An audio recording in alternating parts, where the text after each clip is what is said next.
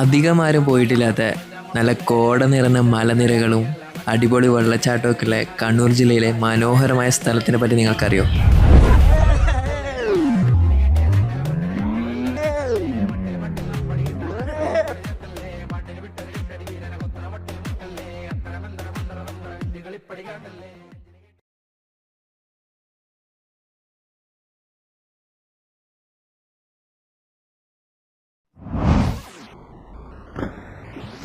നമ്മളിപ്പോൾ ഉള്ളത് കണ്ണൂർ ജില്ലയിലെ ഹിഡൻ സ്പോട്ടായ കാലങ്കി എന്ന് പറയുന്ന ഒരു സ്ഥലത്താണ്.